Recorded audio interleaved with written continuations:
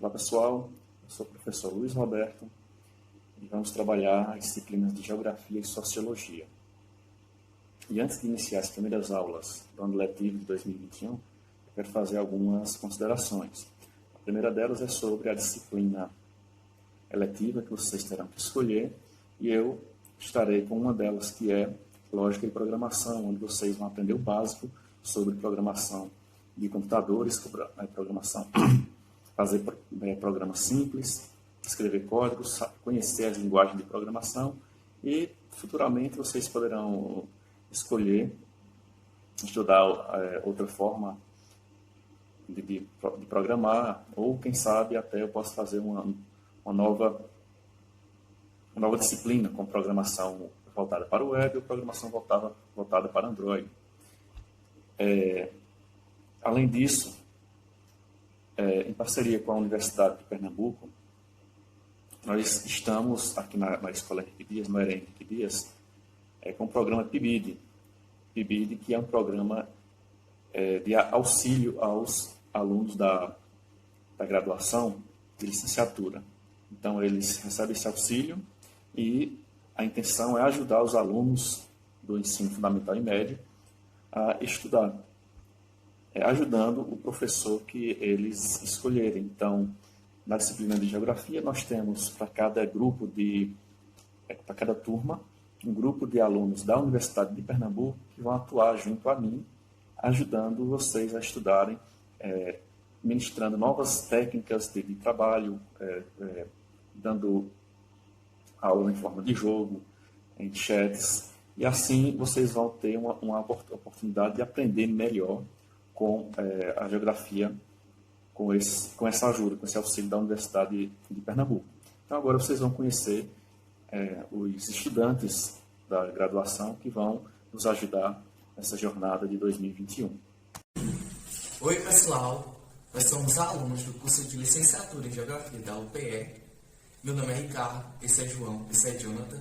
Estaremos aí com vocês durante um determinado período do ano, vivenciando o PIBID. Junto do professor Luiz, nós vamos aí trabalhar assuntos que ele já vai estar passando para vocês dentro da sala de aula, e vamos vivenciar esses assuntos de uma maneira diferente. E para isso, nós contamos aí com o apoio de vocês e a interação de vocês, tanto dentro da sala de aula quanto fora, porque sabemos que vamos ter que vivenciar esses momentos aí virtuais também. Bom, durante o período que nós passaremos juntos, nós tentaremos maximizar o conhecimento de geografia de uma forma mais dinâmica, trazendo jogos, vídeos, quizzes, para agregar nosso conhecimento na disciplina. Acerca dos assuntos abordados pelo professor Luiz.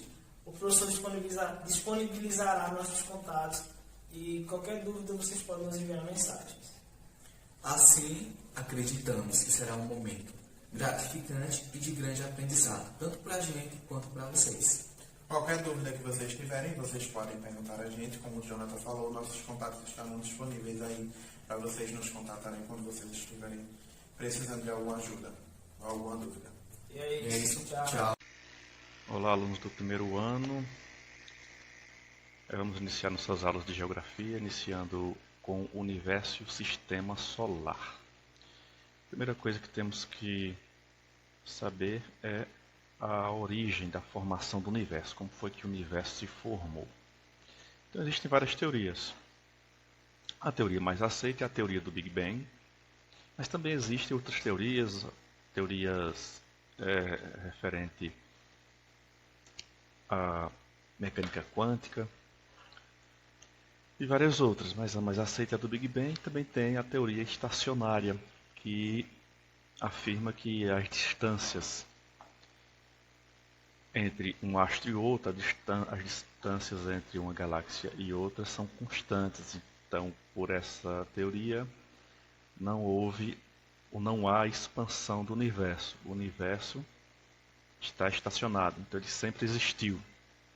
Sempre existiu e também não vai ter fim. Segundo essa teoria, é algo que vai permanecer para sempre. Já a teoria do Big Bang afirma que toda a massa do universo estava mais de 10 bilhões de anos atrás, estava concentrada em um único ponto, uma singularidade. Toda a massa do universo, toda a energia, todo o calor, então era muito quente na época. Segundo essa teoria, tudo estava concentrado nesse único ponto quente. E a partir de um momento, houve uma grande explosão, daí o nome Big Bang, uma grande explosão em que essa massa, que não tinha formato, era disforme, começou a se expandir. Então, os gases e a energia proveniente dessa explosão começou a formar, a dar início às primeiras galáxias, a dar formação às primeiras galáxias, que continuaram a se expandir. Essa observação de expansão do universo já foi comprovada através da medição de distâncias entre uma galáxia e a outra. Então, percebeu-se que ocorreu o distanciamento. Então, de certa forma, a teoria do Big Bang, em partes, está correta. Pelo menos o ponto de vista em que o universo está se expandindo. E as distâncias entre os astros, entre as galáxias, está aumentando. Então, o futuro é se expandir cada vez mais e ficar o universo cada vez mais escuro e frio. A partir daí, existem dois modelos para a expansão do universo. Justamente a expansão contínua, o modelo aberto, em que essa expansão é contínua, ela não para, o universo vai se expandindo, crescendo cada vez mais, e as galáxias vão ficar cada vez mais distantes umas das outras. Consequentemente, os buracos negros que ocupam o centro da galáxia vai consumir toda a energia dessas galáxias e elas vão se apagar em um futuro muito distante ainda. Então, o futuro do universo, segundo o modelo aberto, é que ele ficará apenas um vão escuro, sem luz, e tudo vai deixar de existir. Esse é o modelo aberto, seguindo a teoria do Big Bang. No modelo fechado, afirma que o universo está em constante expansão e contração. Ele se expande, se expande, se expande até o máximo que consegue. A partir daí, como se tivessem 4 paredes no final do universo. Daí ele volta a se contrair até novamente se concentrar em um único ponto, em uma única singularidade no centro do universo. Então essa contração e expansão é contínua. Isso aí dá a entender que já houve uma ou várias expansões e contrações do universo, então nós não estamos na primeira expansão ou primeira contração. E se tem um limite, significa que poderia existir outros universos em cada parede do universo que nós nos localizamos. Então tudo isso aí parece coisa de ficção científica, mas são teorias que os cientistas levam a sério e tentam estudar da melhor maneira possível. Então aí temos a teoria estacionária, que tudo já existiu desde sempre, que nada muda de lugar. E a teoria do Big Bang, que é a mais aceita, em que o universo se expandiu a partir de um único ponto de concentração de massa. E a partir dessa teoria temos um modelo aberto, em que o universo continua expandindo constantemente e vai sumir. E um modelo fechado, que ele nunca vai sumir, ele se expande e depois se contrai, formando um novo ponto de singularidade, e a partir daí vai se expandir de novo. A astronomia é a ciência que estuda os astros e estuda a expansão do universo, estuda as galáxias, a formação dos planetas, tudo isso é estudado pela astronomia. Mas não é de hoje que o ser humano estuda os astros. Bem antes da astronomia existir como ciência, já se observava os astros pelo fascínio que eles desencadeiam sobre a humanidade. As primeiras observações foram feitas pois os movimentos dos astros atraíam a atenção do ser humano. Alguns astros, à noite, não percebe-se o seu movimento. São os astros, as estrelas mais distantes, as galáxias mais distantes. Mas alguns deles percebe-se o movimento diariamente, como por exemplo a Lua, o Sol, alguns planetas que em um determinado dia está em um lugar, outro dia está em outro lugar, mesmo que alguns centímetros de observação da Terra para o céu. Então, a partir da observação desses movimentos dos astros, pôde-se prever e medir a passagem do tempo. Então, antes do momento de percepção ou invenção do dia e da noite, ou que um dia tem 24 horas, se contava a passagem do tempo pela quantidade de luas, pela quantidade de manhã, para contar determinado tempo. Também foi observada que dá para fazer orientação pelo movimento dos astros, porque alguns astros, como eu falei, são fixos, e a partir daí pode-se orientar, seguir um lugar, voltar para o mesmo caminho sem se perder. Inclusive inventaram vários equipamentos antigos, como o astrolábio, que mede a distância de uma estrela para o horizonte. A partir daí pode-se medir quanto que ele se distanciou da costa, o navio no caso.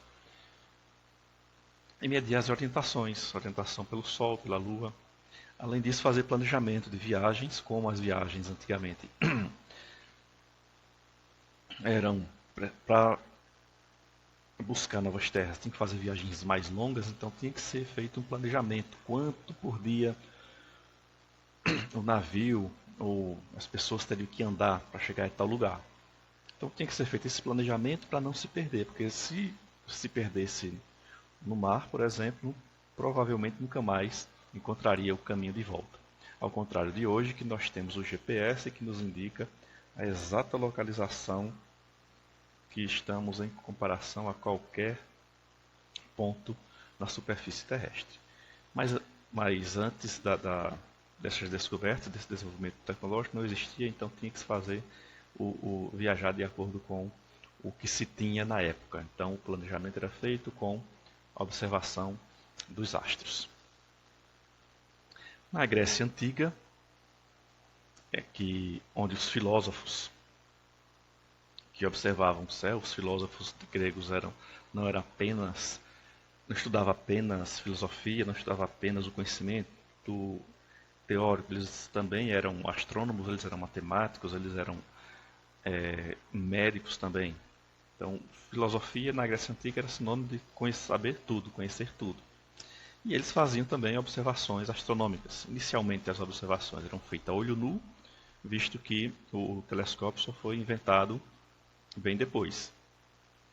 E mesmo assim eles percebiam que algumas daquelas estrelas se moviam e outras não se moviam. Algumas estrelas tinham um brilho cintilante, ela mudava de tonalidade de cor, ou seja, ficava piscando. E outras estrelas não piscavam, tinham um brilho constante. Essas estrelas que tinham brilho constante e que se movimentavam, eles começaram a chamá-las de estrelas errantes. Essa denominação errante significa que não tem ponto fixo, elas se movem. Então, a partir daí, dessa denominação de estrelas errantes, veio o nome de planetas. Enquanto que as outras estrelas tinham ponto fixo, não se moviam. E aí continuaram com a denominação de estrelas, mas nem sempre as estrelas que observamos no céu são realmente estrelas.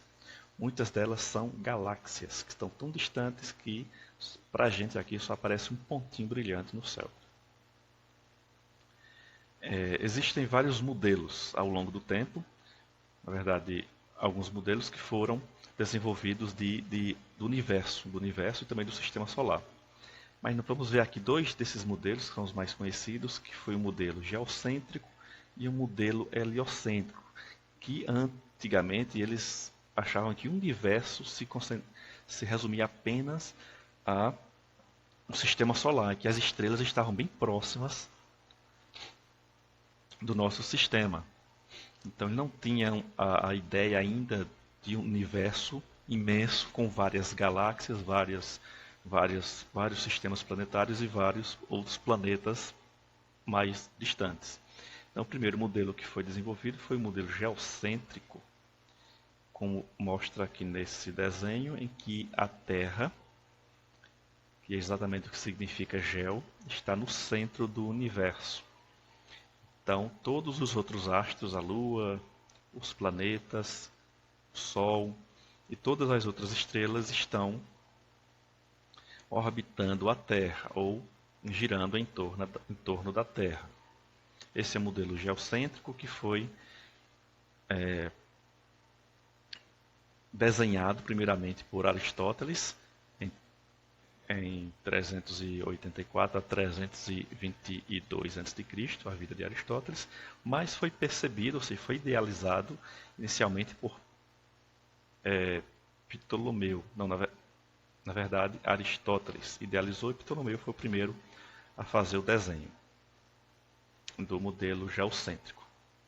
Aristóteles foi um dos primeiros filósofos da antiguidade, e Ptolomeu já depois de Cristo. Então ele foi o primeiro a desenhar esse modelo, que durou por muito tempo.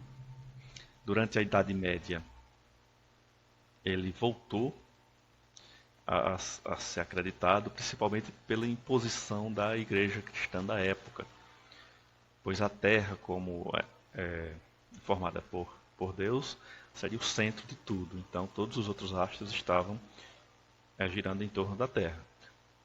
Mas para os principais conhecedores da época, mesmo na Idade Média, ainda já não acreditavam mais nesse modelo geocêntrico. Então, esse modelo a Terra como centro do universo. Já o modelo heliocêntrico, desenvolvido por Aristarco, então veja que Aristarco viveu bem antes do que Ptolomeu. Só que Ptolomeu desenhou o modelo geocêntrico.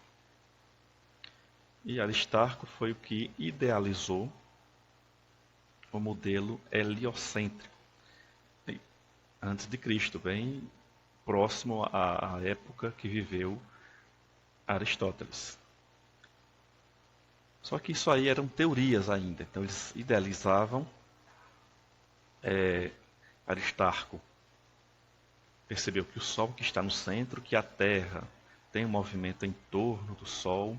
Ele percebeu isso observando os outros astros, que alguns astros ficavam em local oposto ao Sol e da Terra não dava para perceber, para ver esse astro do outro lado. Então aí foi que ele percebeu que realmente os astros estão girando em torno do Sol e não em torno da Terra, como Aristóteles acreditava. Aí veio Copérnico, já no final da Idade Média, e comprovou isso fazendo suas medições. Já existia o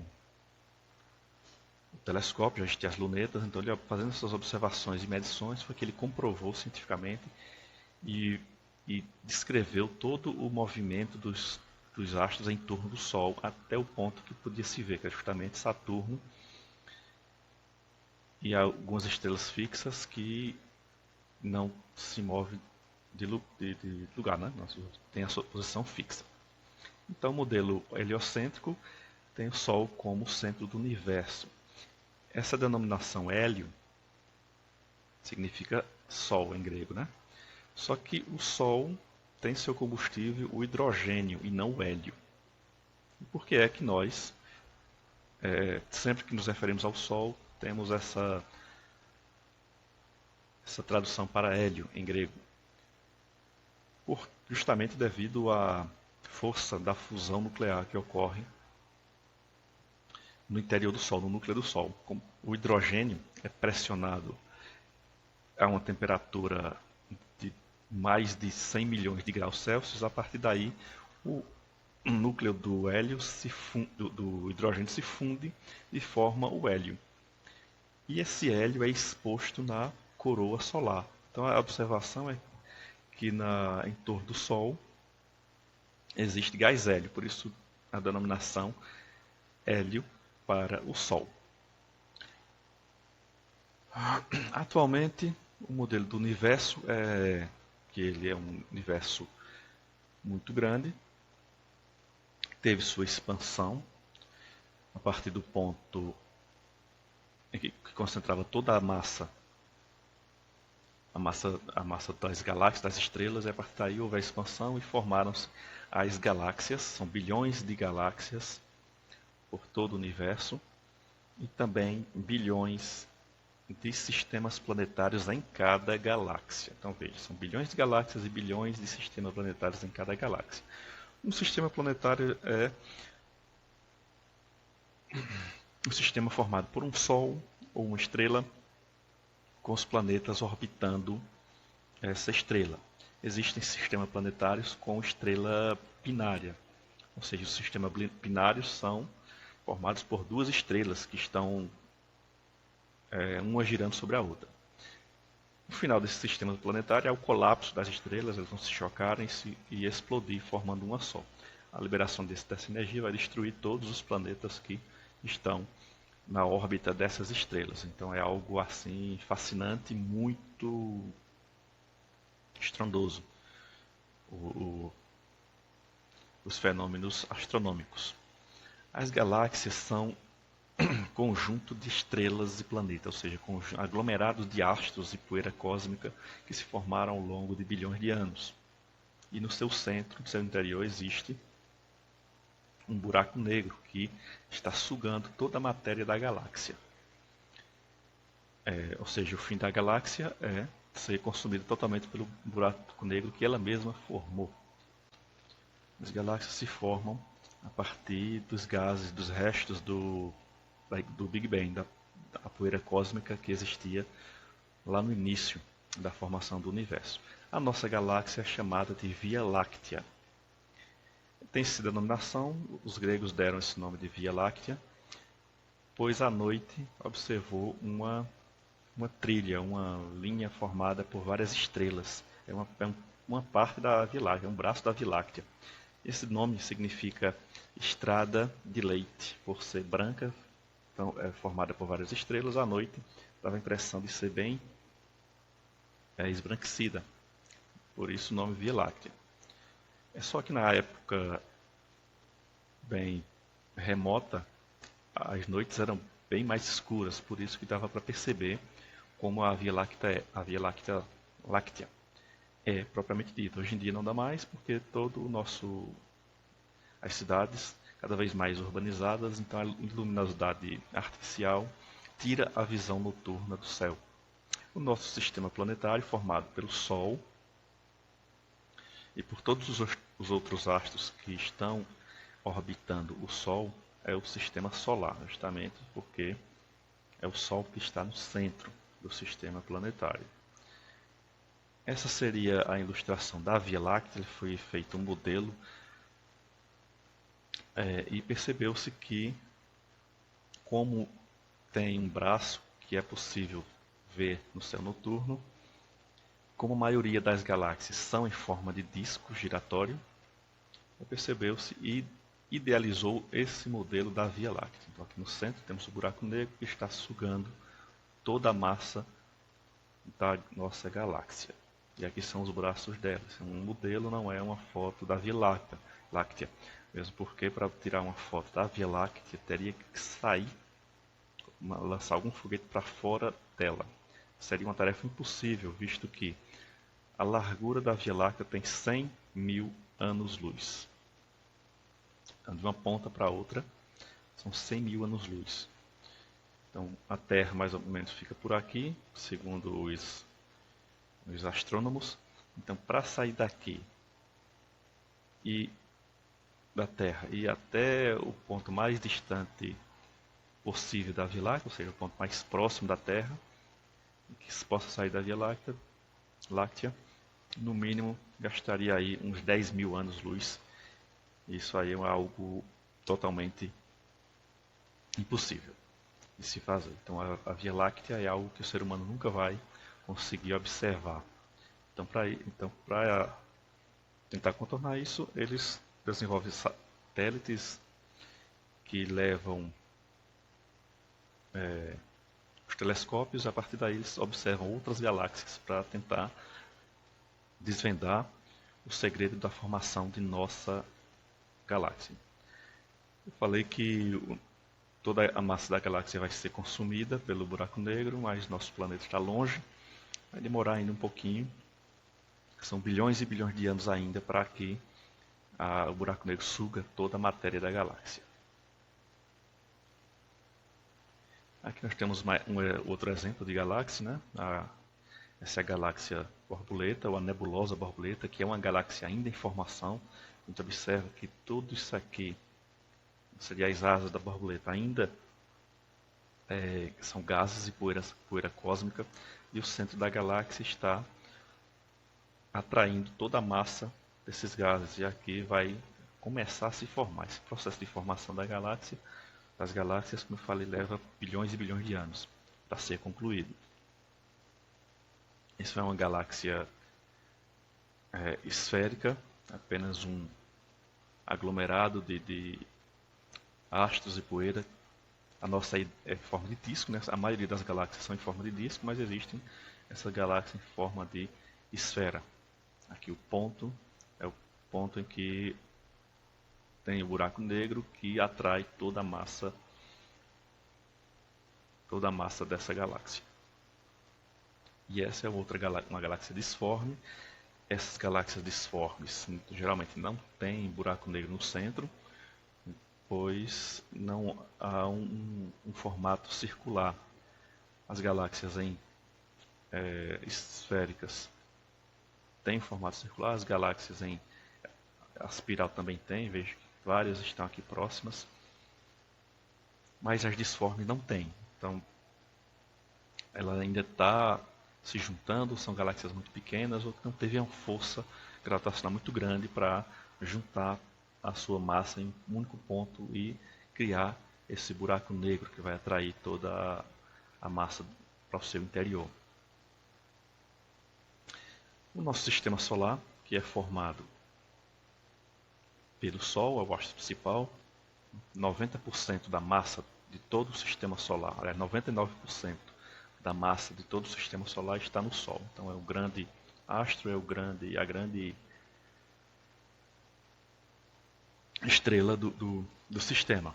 A partir do Sol, nós vamos ter o planeta Mercúrio, que é um planeta sem atmosfera. Por ser muito pequeno, ele não teve força gravitacional para segurar os gases e compor uma atmosfera em Mercúrio, por isso ele não tem atmosfera. Em seguida vem Vênus, que é quase do tamanho da Terra. Vênus tem uma atmosfera muito densa, formada principalmente gás carbônico. Por ser tão densa assim, é o planeta mais quente, então no seu interior tem temperaturas muito rigorosas aqui, que não daria para ninguém sobreviver. Aí temos o nosso planeta Terra. Depois Marte tem aproximadamente a metade do diâmetro da Terra, e ele tem uma atmosfera também, só que é uma atmosfera venenosa, formada por enxofre, dióxido de carbono, também amônia, então não daria para respirar na atmosfera de Marte.